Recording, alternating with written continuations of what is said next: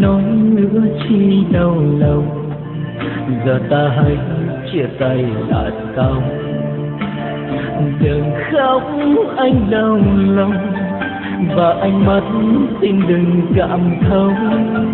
Mình đã có bao giấc mộng, mình đã hứa sẽ chẳng rời. Và em ơi sao nỡ đành phụ tình anh.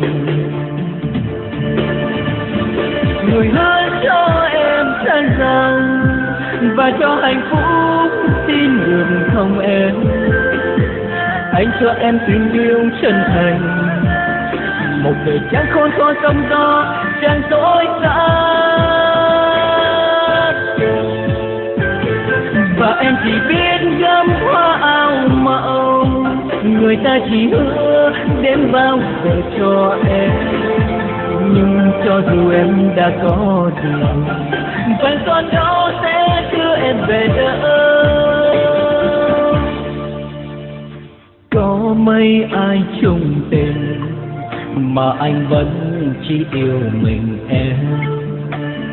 Một phút xa em anh buồn, mình đôi ngã anh ôm sầu vương.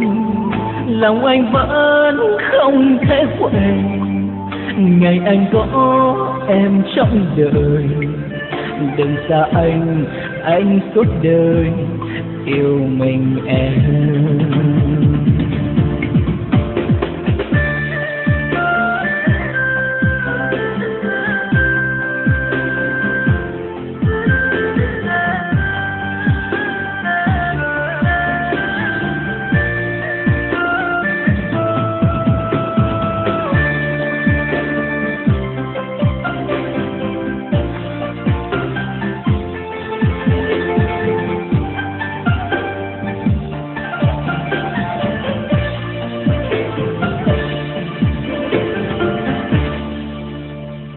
Nói nữa chi đau lòng, giờ ta hãy chia tay lại xong. Đừng khóc anh đau lòng, và ánh mắt xin đừng cảm thông. Mình đã có bao giấc mộng, mình đã hứa sẽ chẳng rời. Và em ơi sao nỡ đành phụ tình anh. Người hứa cho em sẽ rằng và cho hạnh phúc xin được không em. Anh cho em tình yêu chân thành, một đời chẳng khôn khó sóng gió chẳng dối gian.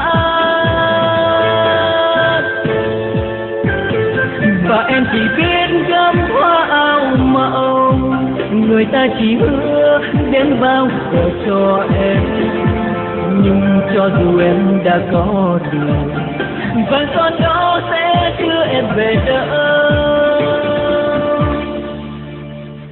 Có mấy ai chung tình mà anh vẫn chỉ yêu mình em. Một phút xa em anh buồn, mình đôi ngã anh ôm sầu vương. Lòng anh vẫn không thể quên ngày anh có em trong đời. Đừng xa anh suốt đời yêu mình em.